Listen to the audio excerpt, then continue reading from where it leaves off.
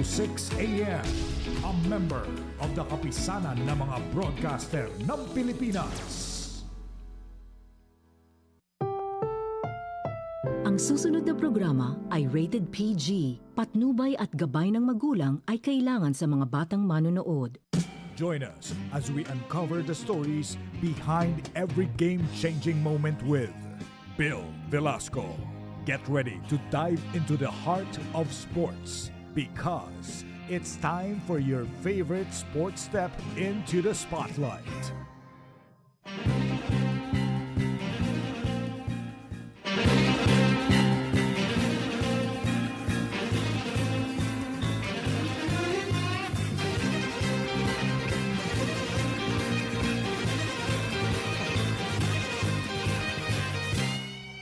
Isang napakagandang umaga po sa inyo lahat, teammates. Ito po ang Hardball with Bill Velasco. Ngayon po ay Martes, August 25, 2026. Ang oras po natin ay 11:02 a.m. You're tuned in to Hardball with Bill Velasco. At mamaya meron po tayong panayam sa tinig ng FIBA basketball. Walang iba kung hindi si Josh Bett na nakausap ko kanina lang sa UK kung saan siya nakabase. At siya po ang tinig na naririnig ninyo tuwing meron tayong mga international FIBA events, kasali man ng Gilas Pilipinas o hindi. At marami kaming napag-usapang issue. At tatalakayin namin ang pangkabuuan ng sports, ng basketball at pati na rin ang pwesto o ang puwak o ang ng Gilas Pilipinas sa World Basketball. This is Hardball with Bill Velasco. Pero bago tayo magpatuloy, sundan kami sa aming social media accounts. Una sa lahat sa Facebook, D1 12:06 a.m. Sa YouTube at D1.12:06 a.m. Sa X, D1 12:06 a.m. _ Sa Instagram at D1 12:06 a.m. Fight! At sa TikTok at D1 12:06 a.m. You're tuned in to Hardball with Bill Velasco. Diretso na tayo sa ating mga balita sa sports para sa araw na ito. This is Hardball with Bill Velasco. Ilang oras na lang at sasalang na sa US Open ang bagong hirang na world number 18 tennis player sa mundo na si Alex Ayala. Sasabak sa mixed doubles event ang Pinay katambal ni Felix Auger Aliassime mamayang alas 10 ng gabi oras sa Pilipinas. Mga kalaban nila mag-asawang Elinas Vitolina at Guy Monfils. Hindi pa binubunyag kung sino ang makakaharap ng dating Junior US Open champion sa unang round naman ng singles. Subalit, may sigurado ng $140,000 na premyo si Ayala sa pagpasok pa lamang sa main draw. Tinaasan na ng mga organizer ang premyo sa women's singles champion sa $5.5 million. This is Hardball with Bill Velasco. Sa kaugnay na balita, maikukumpara ang kasikatan ni Alex Ayala sa antas na narating ni Manny Pacquiao. Ito ang pahayag ng US-based Filipino sports photographer na si J.O. Otamias. Ayon sa kanya, ilang taon na niyang sinusundan ang karera ni Pacquiao at nakikita niya ang pagkahawig sa popularidad ng world number 18 tennis player. Dagdag pa ni Otamias, napakahalaga ng oras ng mga nagtatrabahong Pinoy sa Amerika, subalit naggagawa nilang lumiban sa trabaho para lang panoorin ang kanilang kababayan. Ang sport kasi, emotion. Lalo na kung bansang Pilipinas, yung bandera, nandun yung yung proud. Kahit nga yung iba, nag-a-absent para lang makapanood kay Alex. Ganun na nangyayari eh. So, iba yung naibigay ni Alex dito sa sa Amerika, lalo na yung mga pamilya nagkabuklod-buklod ulit, nagkasama-sama para mapanood lang siya at masuportahan. You're tuned in to Hardball with Bill Velasco. Isa pa sa mga pinag-usapan namin ay una-una, iba po ang kultura sa Amerika. No? Bihirang-bihira yung makakaalis ka sa trabaho. Marami din tayong naranasan na tulad ng mga PBA legends na kailangan pumunta rito para sa mga anniversary event na hindi pinapayagan ng kanilang mga boss. No? So, mahigpit talaga doon ang employment sa Amerika. Pero nagagawa nilang mag-absent o mag-file ng leave para lang panoorin si Alex Ayala. So, ibig sabihin nun talagang malaking bagay nun. Tandaan natin, ang mga tennis tournament, nag-iumpisa po yan weekday. So, para makasigurado sila na maaabutan pa nila si Alex, the day off yan o nagpa-file ng leave para makapanood lang. No? Lalong-lalo na kung malalayo pa ang kanilang panggagalingan. Halimbawa, itong sa US Open, I'm sure the Filipinos from New York, New Jersey, Connecticut at iba pang mga karatig na estado ng Amerika ay nagdadagsaan doon.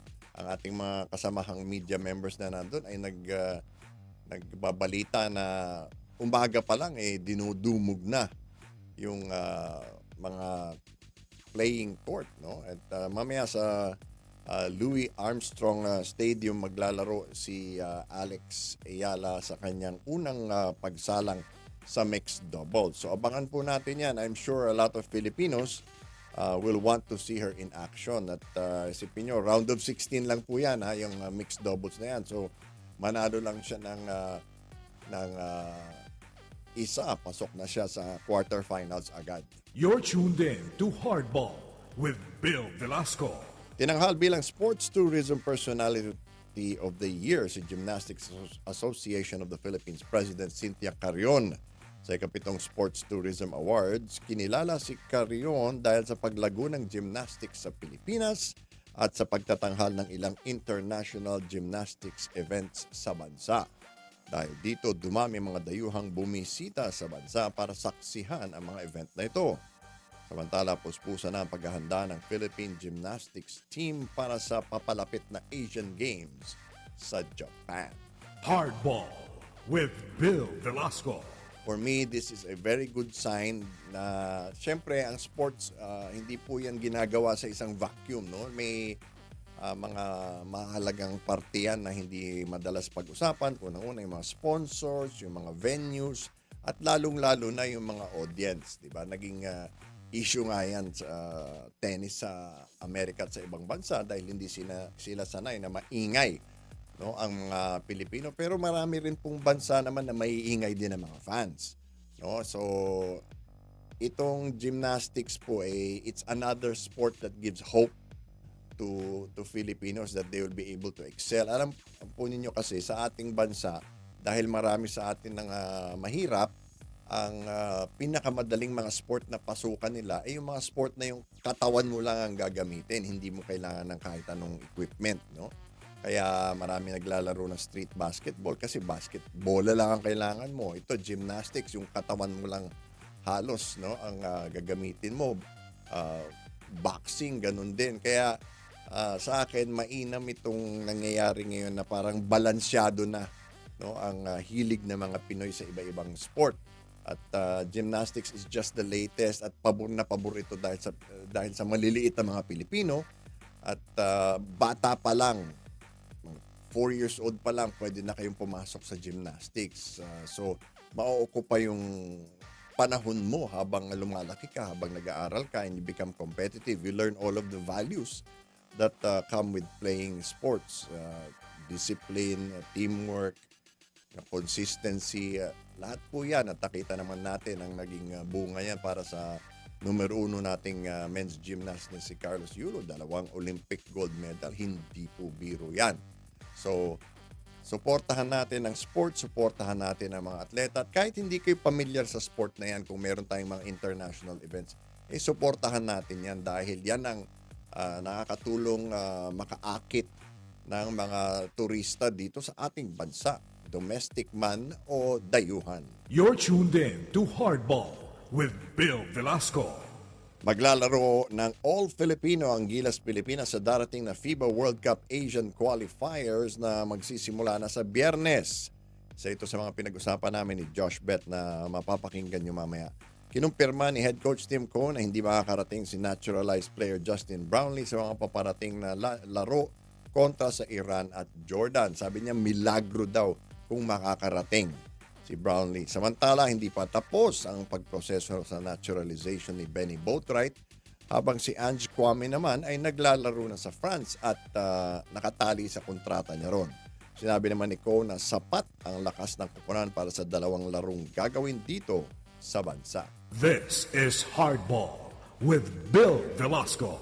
Well, para sa akin, no, una sa lahat, maybe this could have been prevented. Maaring na nakita na natin na maaring mangyari 'yon na wala tayong Justin Brownlee na maglalaro dito sa FIBA window dahil alam naman natin ang schedule niya in advance.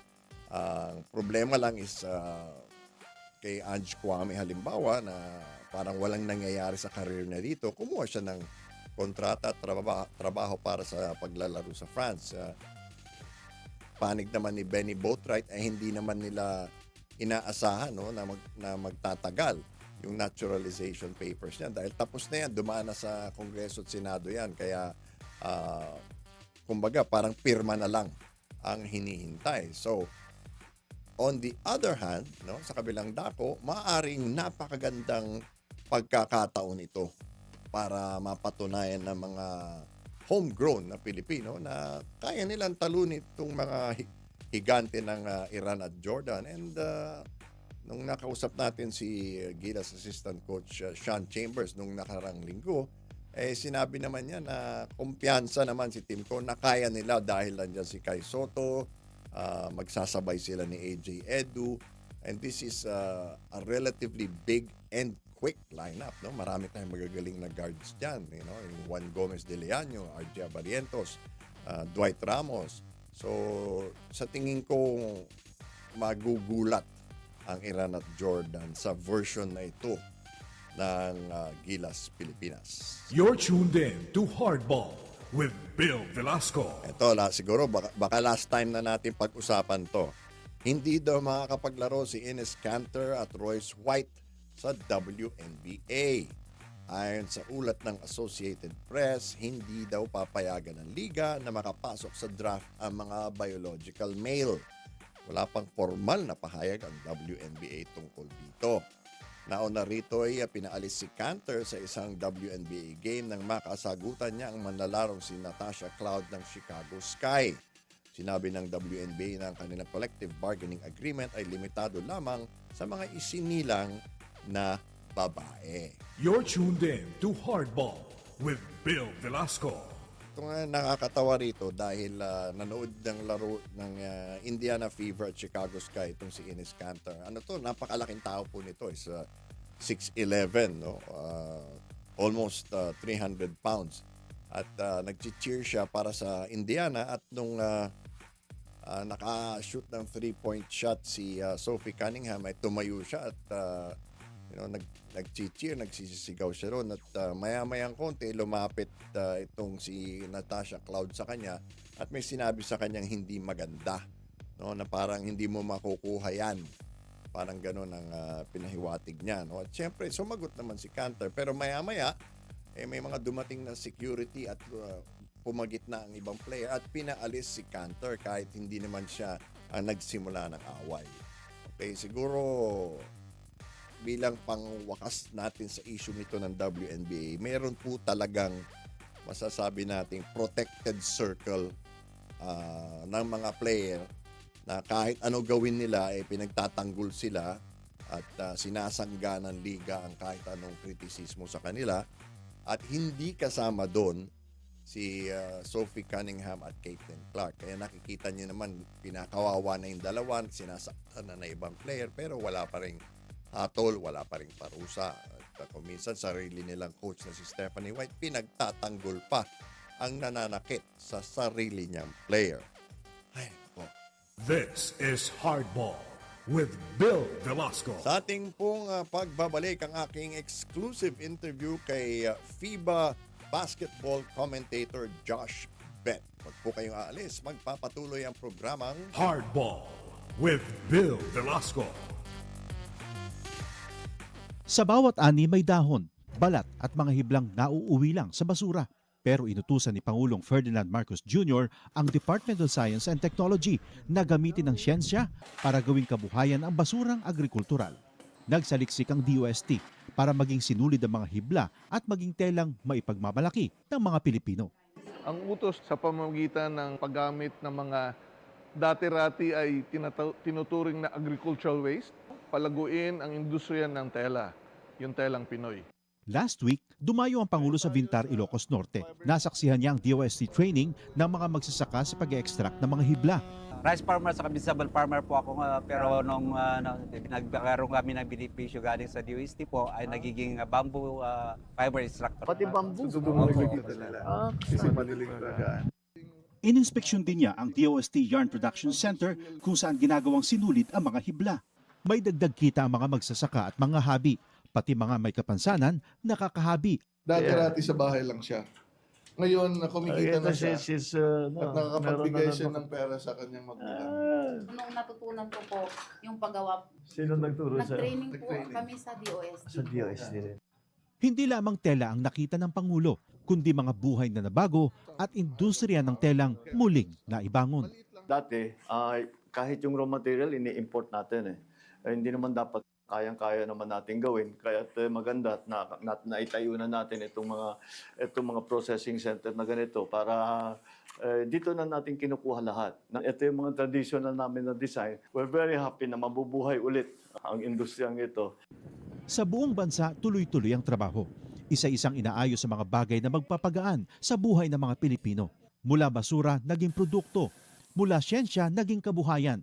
Bit-bit ang mga bagong oportunidad sa mga Pilipino.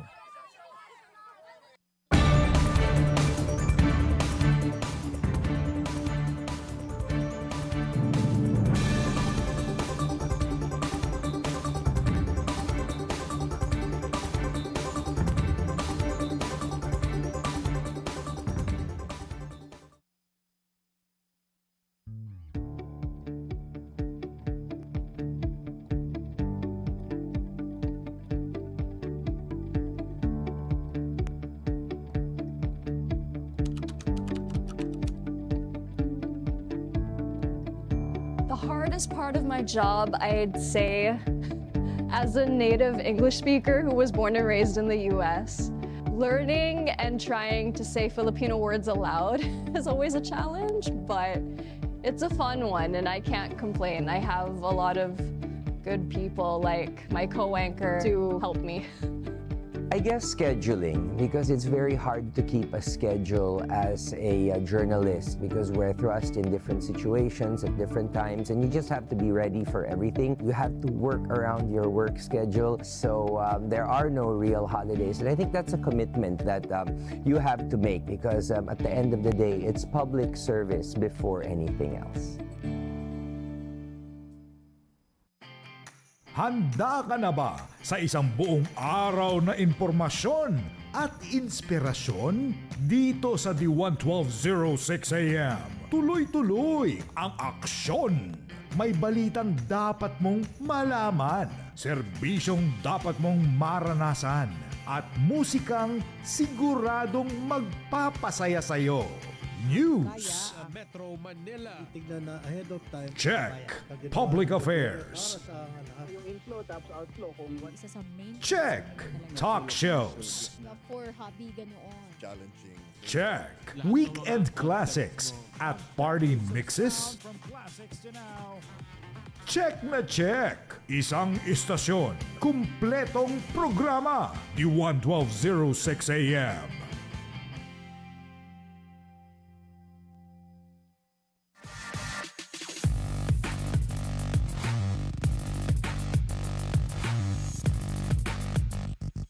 Hey, Josh, you've been covering FIBA for quite a while now. And with this current crop of Gilas Pilipinas, where would you place the Philippines in Asian basketball?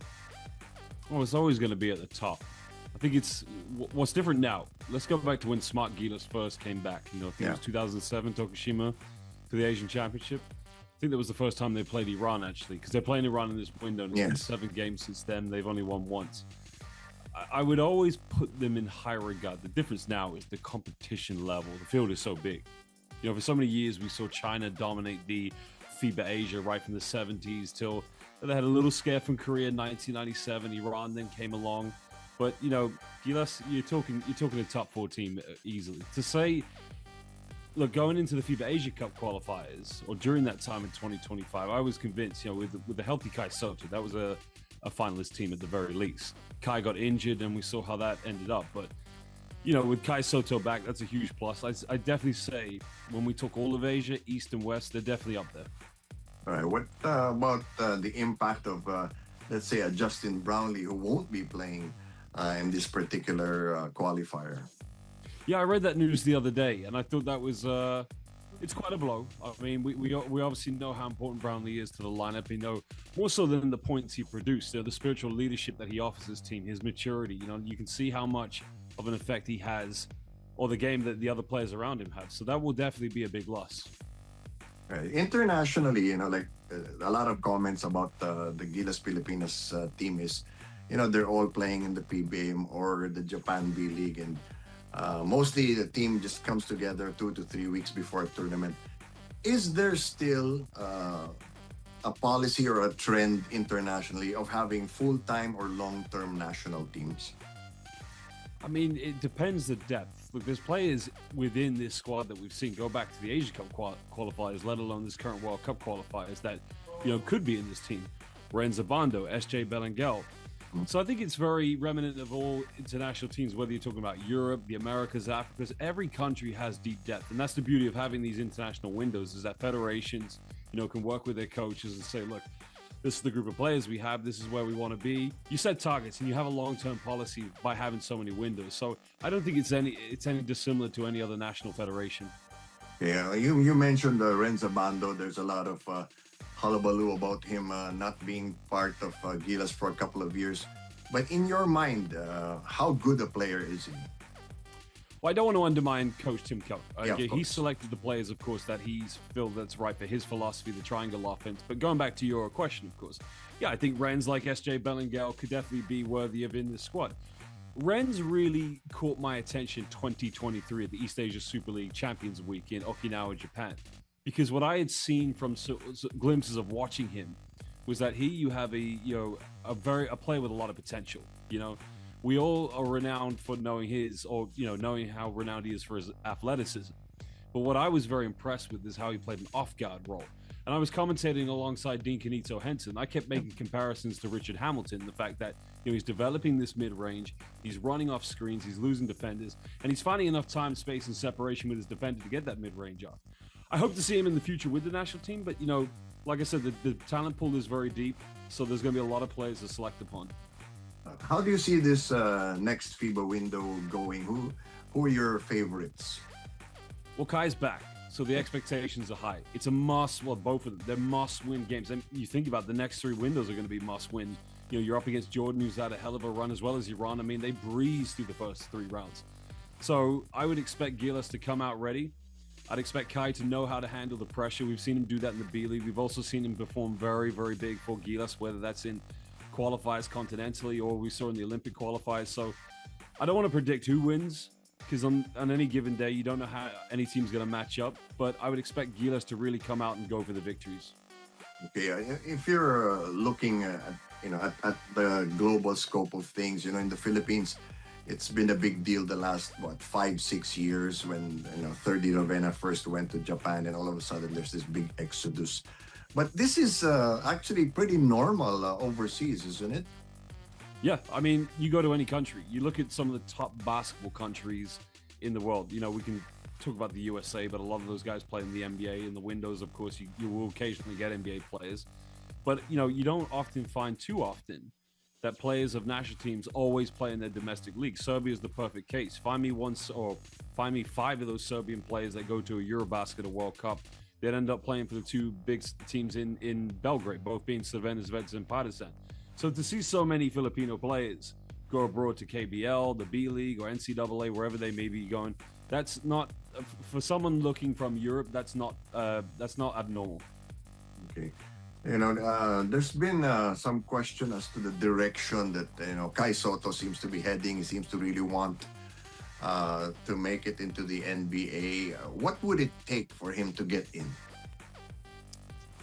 I mean, that's $1 million question. We've been asking that question since 2022 when he first came on the professional scene, or maybe even earlier than that when he was playing in the NBL. I mean, he made the move to Japan in 2023. I remember covering his first game for Hiroshima Dragonflies, and that was against Ryukyu Golden Kings. The NBA is a very different game now than when it was 20 years ago. Had Kai Soto been around 20 years ago, I think automatically he would have gone to the NBA because this is bigger than basketball, right? This is a business. You take someone of that magnitude, that size, and coming from a country where, every citizen at some point is going to end up playing the game of basketball. Today, it's slightly different because you're asking your centers to be stretch fives, to come out to the perimeter, to defend on the perimeter. He's matured. He's grown. His IQ has definitely gone up a level, and also his skill set within the paint. As a back to the basket traditional post player, I don't see why he couldn't play in the NBA. I mean, the window of opportunity is still open. Stay on the same trajectory. I mean, there's been this talk, is he going to the NCAA? I read the other day he might be going to the KBL as well, all this stuff. And then there's the arguments, because Kai Soto is such a big name. People in Europe are talking about it. People are saying, well, he should come to Europe and play. I mean, I think where he currently is in Japan, that's still a very good route because that's a very elite league. You have ex-NBA players, ex-top European players playing that league. So he's playing up against the rest of the best. So stay on that trajectory. I think he can still get there because I know how much it will mean to the Philippines to finally have a Kababayan playing in the NBA. That is going to be, I mean, it was already big Jordan Clarkson winning the NBA this year, championship, sorry. But for Kai Soto to get there, that will be, everything will go off at that point. Yeah, a lot of people are saying, myself included, that the best route really to get into the NBA is to go through the US NCAA system. And I think that's one of the plans while, he's still young enough to qualify because, other players like Detlef Schrempf did it in the past. What do you think about it? At this stage in his career, would it benefit him or would it set him back to go to the US NCAA? I mean, a lot of people would probably agree with your sentiment. I mean, a lot of people would also think coming to Europe. Then, I think where he is probably fine enough because the B League does play at a very quick pace that would probably, I guess, transcend to the intensity of play. I think when you're in Europe, everything is set-based. Everything is about calculations on offense and defense. NCAA, yeah, you're probably right, the physicality. The only thing I would say is, in the NCAA, you're playing against much younger opponents. They're still very elite basketball players. But at least being where he is now in the pros, you're playing up against very experienced, very hard-driven players who've done the yards, they've done the miles. So I think any route, it really depends on him. What part of his game does he really need to elevate to get to that level? I'm sure he knows that very well. I'm sure he's working on that. So time will tell. Okay. A lot of the college teams here now, the Far Eastern University has gone to Sacramento because of Sean Chambers. San Beda University has gone to Spain. If you were setting up a college team from the Philippines, for example, which do you think would be better for them, to train in Europe or to train in North America? That's another very good question. I mean, like I said, it comes down to the difference of philosophy, right? When you go train in Europe and you go up against top European clubs, you're going up against, the art of how we say is reading the game. Really identifying, and if you're a European basketball coach, your offense is obviously going to be predicated around pick and roll basketball. And it's always going to be about trying to, orchestrate a lot of switches in the offense to try and identify where those mismatches are, where the advantages are. When you're in the NCAA, and listen, I don't pretend to be an expert because I don't watch enough NCAA basketball because there's so much basketball you can consume in the world. But, for times I do watch it, it's very intense. It's very quick. It's up and down the floor. So again, if you're UP, if you're De La Salle, if you're any of these top UAAP programs, what are you looking to get out of this group of players? What are you trying to get them up against? What style are you going to try to get them to play? And also, what connections do you have? You could land anywhere in the USA. Are the opponents there going to make you better? Same likewise if you come to Europe. I remember it was 2 summers ago, Ryukyu Golden Kings, they went all the way to where I actually have family in Sicily, the island off the south of Italy, and they were playing against Trapani, which I thought was very interesting because I knew Japanese basketball always had a lot of strong contacts within Germany. But, going back to what I said, what are your plans? What are your expectations? What's your philosophy? What do you want to gain from that experience? Depends who you will play against. Okay, how about women's basketball? The Philippines seems to be doing better in women's basketball, and I've said this a few times, wouldn't it be ironic that for the first time since 1972 we get into the Olympics through women's 3x3? Why do you think it's more successful in this part of the world? 3x3 basketball's, fun to watch, more so when you watch it live, of course. I mean, it's a different style. I think also it brings a different audience to the game. I remember when we were in Ulaanbaatar, Mongolia for the BCL Asia, and just realizing what a big impact and how popular 3x3 basketball is. We just had a big 3x3 tournament called Ball Out in London. I wasn't able to go watch it, of course, down to dad duties, obviously. Yes. But I was able to catch some of it online. But I don't know. I mean, I go back to my early years. Before I was a commentator, I was a teacher of physical education, and did a lot of my training in Greece. And one summer I did my training in Taipei. And what struck me was how popular 3x3 basketball was. You go to any court in the city of Taipei, people are playing 3x3. And sometimes I'd be asking my friends, like, can we find a scrimmage? Can we find a 5-on-5 scrimmage? And everyone says, well, they're tough to find. But 3x3, it's very popular.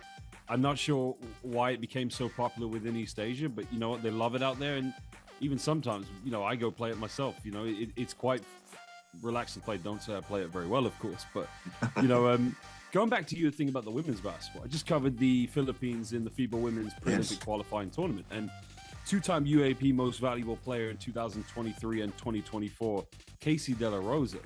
My word, she is a baller. She is going to be a hell of a player in the future. So to get to the Olympics, you need more players like that. And I think there was Dinya Dise as well. She's the left-handed, I called her magic in that game because, what she was producing in that last win against Senegal. So the future's bright for the women's team. They've got a very good coach as well in BT Tebs. So, like I said, keep on that pathway. More players coming through. The future is definitely bright. The Olympics in Los Angeles are going to be a big target for everybody. The Philippines, of course, is so ironically has not been there since 1972. Do you think that this current crop of Gilas players has what it takes to make it to the Olympics? Well, they came close in the summer of 2024. I think it was that game against Brazil where they were leading at halftime, and then because Brazil, as elite as they are with Marcelino Huertas and company, came out in the third quarter and they changed the tide of that game. So listen, you bring Kai back, you add maybe one extra piece to there, whether that's Bradley, whoever else joins them, anything is possible. But I think at that stage, that would be the biggest test, coming to, well, first of all, you got to get to the World Cup. That's the first thing. Yeah. If you can become the highest ranking Asian team, I mean, that would be historical. And who's to say they can't do that? Japan will be in the mix, most likely, because they've done very well. I mean, China's got to start winning games, but I'm thinking after their last performance against Chinese Taipei, these next three windows, they're going to bring a lot of a very different hunger and style to their play, of course. So anything is possible. Okay. Let's go back a bit. How did you get into this line of work from being a PE teacher? So my father was a former professional player, but more recognized as a professional coach. And through him, I grew up in a basketball family. In this country, everybody likes football, soccer, as some people call it. Yep. And then you have your other traditional British sports, cricket, rugby. I didn't really play any of those. Soccer I did play because every Brit plays it at some point in their life. But basketball was always number one. So that's where the basketball side comes in our family. My dad had played for a team in London, they no longer exist, called Crystal Palace. And his teammate, and I would say probably best friend, they've known each other for life, was at one point the former director of FIBA Media. Then I did a couple of games, I want to say as early back as 2014. It was the FIBA Women's EuroLeague, and it was great. It was a fun experience. I remember my first game was CC Polkovici versus Familia Shio. I did another one afterwards. It was Fenerbahce. I cannot remember the opponent because it was 12 years ago. Then I did not get another call until the Basketball Champions League came into fruition. Now, at the very start, I was really only there, I won't hide this, it's through nepotism based, because the BCL at that point was a bigger competition, there were more teams. They really needed a lot of commentators to kind of help people who had been there for many years. And at first I wasn't getting as many games as as you would like to when you first start, but I kept asking the guy in charge, what do I do? What do I need to do to improve? So there was the opportunity with the former FIBA Liga de las Americas, which is now BCL Americas. And those games, you'd have them every, I wouldn't say fortnight, but once a month at least. But in the UK, those games would be tipping off at midnight. You'd sometimes be done at 6 in the morning. Wow. That time I was a teacher. So at least that 1 week in a month, probably 3 nights in that week, I'd have no sleep and I'd just go the next day, teach, coach after school, then go work in the dormitory where it was a boarding school. But it paid off, you know? And along the way, you meet some really influential people who, you know, imprint on your style of work. You know this, of course. You've been in this profession much longer than me. And yeah, it's just gone from there, basically. Okay. What is the attraction that keeps you doing basketball? It's been from life, of course. You know, I mean, you could look at my name and find my stats of when I sat on the bench for the English national team in 2006. Basketball is just something I've always loved, you know? From when I stopped playing, now, I don't usually share this with a lot of people, but I've shared it with a few. Now, I think I've maybe spoke about it with Enzo, Flojo, and Naveen, who are very good friends of mine. I was probably never going to be a professional player, but where it really all came downhill was when I had arthroscopic hip surgery. So I had a labral tear on my right hip and had surgery at the age of 20. Thinking after that, now I was also playing NCAA Division III at the time. Thinking that surgery, this is fine, get it repaired. And to be honest, the surgery, not that it made it worse, it just, I couldn't recover from it. But from the time then, that was 2010 till up until 2016 when I first started, I didn't really know anything else other than basketball. So I thought, you know, how do I make a living in life? So I thought, you know, become a PE teacher. I ended up working for my mother and father. But in that time, I went from someone who was aspiring to try and play or make something out of, if I could, to just then sitting back and realize, well, you know, I actually love the sport. I can just watch it and not have to stress. So I'd sometimes follow my father to the studio. I'd watch games that he'd be covering. I followed a lot of international basketball, and the international basketball was a good fit because I went to an international American school when I was younger. So I was in the American School of England. And in elementary school, all my classmates were all expats from the USA. Once you got into high school, you had classmates from all over the world.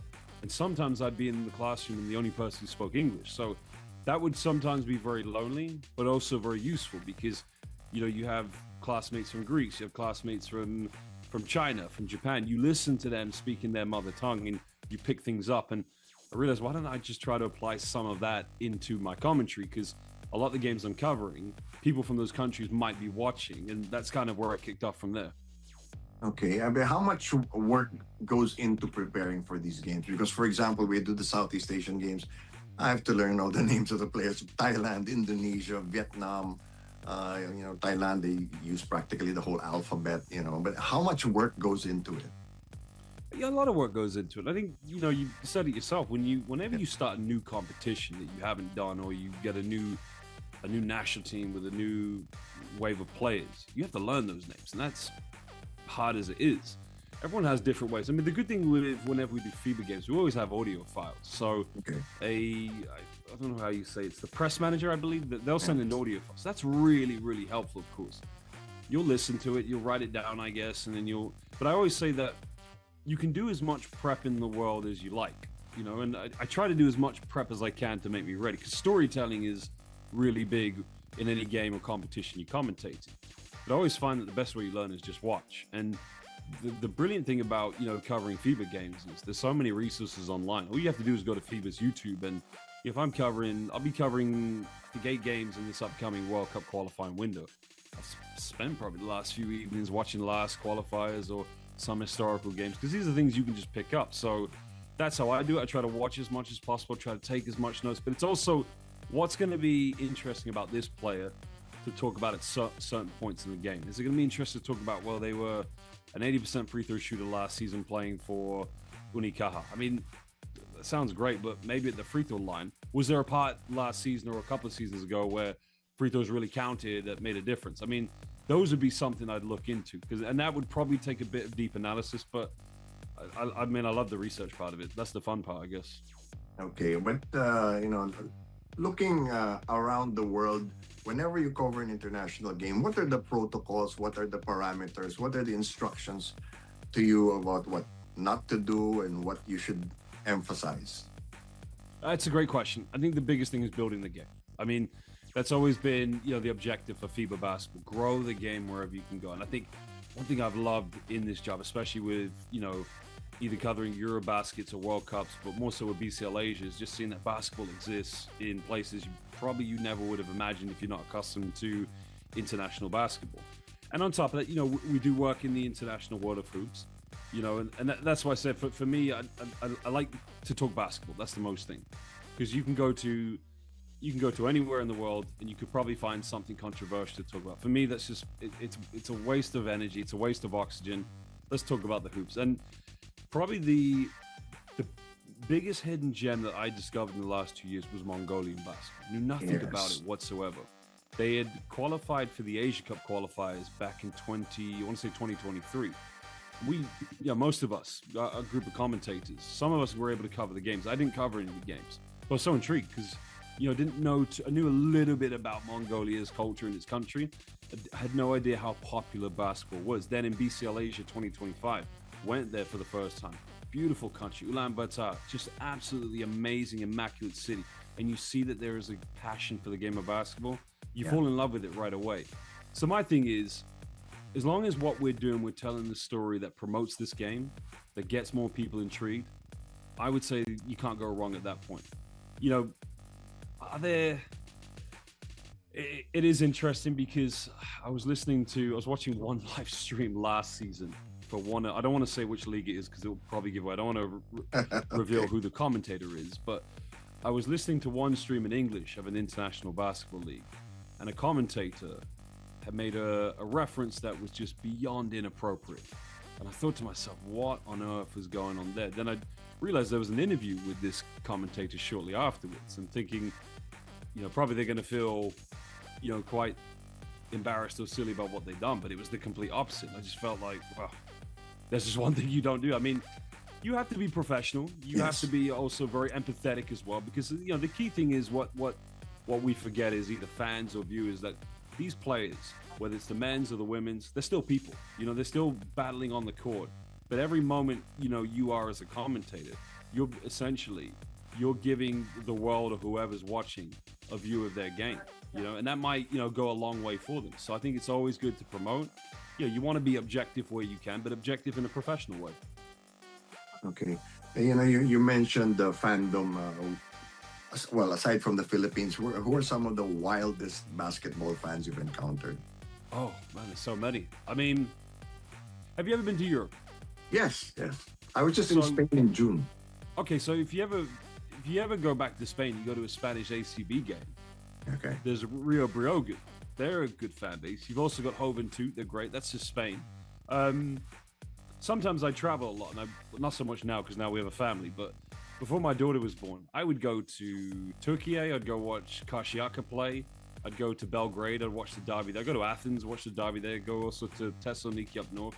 I mean, the fan culture is just unreal.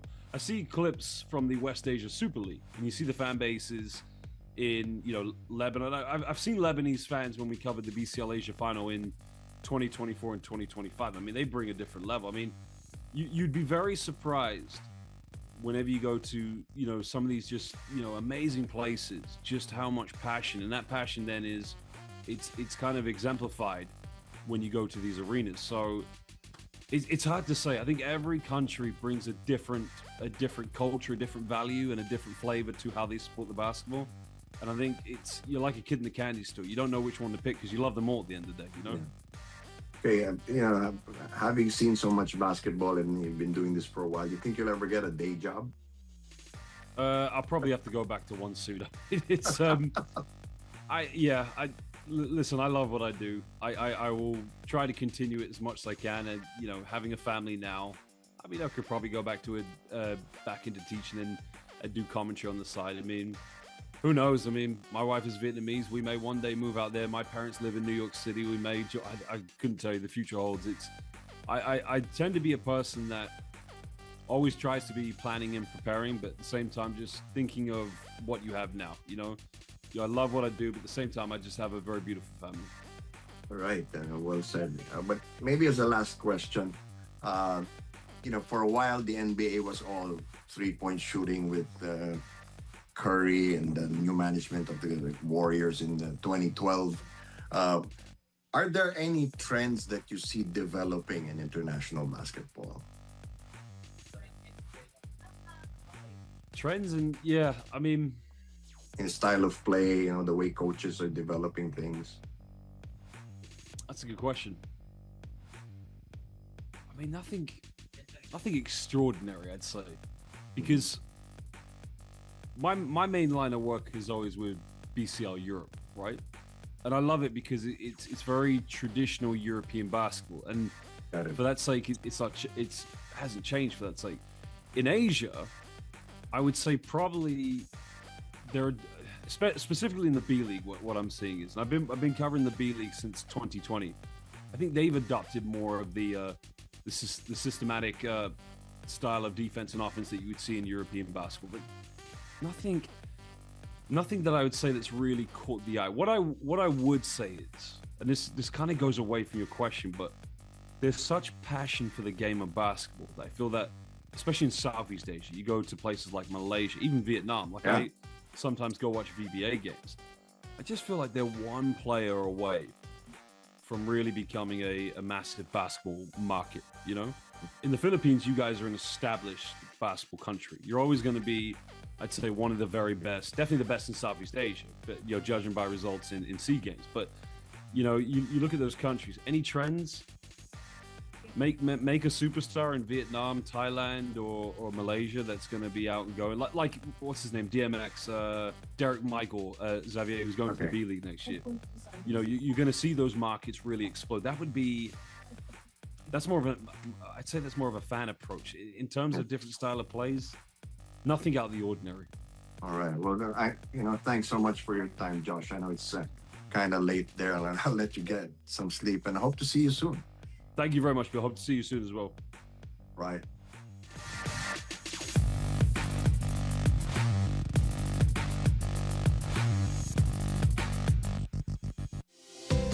Sa bawat balita, may koneksyon. Sa bawat issue, may kwento. At sa bawat Pilipino, may epekto. Ito ang Balitang Konektodo. Ang programang hindi lang nagbabalita, kundi nagpapaliwanag kung bakit ito mahalaga sa atin. Kasama si Simon Ong. Pakinggan ang News Bites. Balikan ang throwback tayo. At suriin sa anong connect sa atin. Balitang Konektodo. Lunes hanggang Biyernes, alas 8 ng umaga. Dito lang sa D1 1206 AM. Balitang nakala. Mamulat ng kanyang si Presidente at si... Binantayan. Sinuri. Nilatag at inihayag. 13 sa tanghali. Kasama sina Greg Gregorio, Naj Miravalles at Zai Chua. 13 sa tanghali sa ganap na alauna dito sa IBC 13. Be informed of the top news of the day, from the local headlines to the international stories that matter to the lives of every Filipino. Delivered with credibility and integrity by anchors William Theo, Angela C., and Gabriel Lopez. 13 News, Monday to Friday, 9:30 p.m. on IBC 13. You're tuned in to Hardball with Bill Velasco.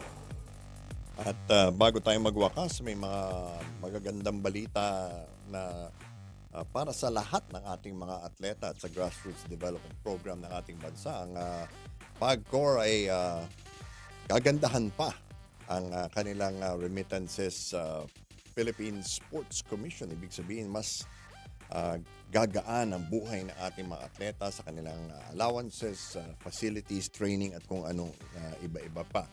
At ito ay bunga ng pagsisikap ng PBA coach at dating politikong si Coach Yeng Giao. No? Balikan natin ang konti yung kwento nito. Noong 1992, meron na po tayong National Sports Development Fund Law. Ito yung batas na nagtatalaga ng 5% ng kinikita ng PAGCOR buwan-buwan para sa Philippine Sports Commission. At kasunod nun, yung kalahati, yung 50%, ibabalik sa National Treasury. Noong panahon ni President Ramos, nabaliktad po ito. Bawas muna yung 50% bigay sa National Treasury at yung 5% ng butal ang pinapasa sa Philippine Sports Commission. Well, obviously, kulang po yun. Kaya hirap na hirap tayo sa mga international sports competitions at kita nyo naman, hirap na hirap din tayo magpadala ng atleta sa iba-ibang event tulad ng SEA Games, Asian Games, Olympics. At kukunti lang ang nababalitaan nyo na atleta na amateur na nagwawagi sa ibang bansa. Fast forward to 2016, nung naupo si dating Pangulong Rodrigo Duterte, ang instruction niya sa PAGCOR ay basahin ng mabuti yung batas. Dahil may mga ruling na po yan na mali po ang naging interpretasyon ng National Sports Development Fund Law. Sa katunayan mo, si Senator Frank Drilon, nung siya ay nakaupo bilang Secretary of Justice, ay sinabi na niya talaga na baliktad ang dapat mangyari. So, noong 2016, naayos po yan at nabalik na sa original na 5% na nakasaad sa batas. Pero, paano yung nabawas mula 1992 hanggang 2016? Pumunta po sa korte si Coach Yeng Giao at pinaglaban niya na ibalik sa Philippine Sports Commission yung mga nabawas. And the original amount discussed was 60 billion and sa pagkakaintindi ko nasa 37 billion po ang ibibigay sa Philippine Sports Commission. Kaya thank you Coach Yeng at sa wakas magiginhawaan na ang ating mga atleta at nakita niyo naman kung gaano kasipag si PSC Chairman Pato Gregorio. He's everywhere, no? Halos wala na ho siyang pahinga. At yung mga staff niya at yung board ng Philippine Sports Commission, they are really working very hard. Hindi lang panandalian yung mga ginagawa nila, pero pang matagalan na yung mga tinatayo nila sports facilities, yung mga sinisimulan nilang bagong trends, yung pagpapalago nila ng sports sa iba-ibang bahagi ng Pilipinas. Malaking bagay po yan para sa kinabukasan ng ating mga National Sports Associations, ang grassroots development, ang athletes programs, at maging yung mga sangkot dyan na tulad ng mga physical education ng ating mga estudyante. So, saludo ko, kumbaga parang sa wakas, no, sa 40 taon na ginagawa natin itong trabahong ito, parang lahat na ng magandang dapat mangyari ay nangyayari na ng sabay-sabay. This is Hardball with Bill Velasco. Yan ang ating programa para sa araw na ito. Muli ang Hardball with Bill Velasco ay masusubaybayan mula Lunes hanggang Biyernes alas 11 na umaga hanggang alas 12 ng tanghali. Ito lang po yan sa D1 12:06 AM. Ako si Bill Velasco. Magkita-kita po tayo muli bukas.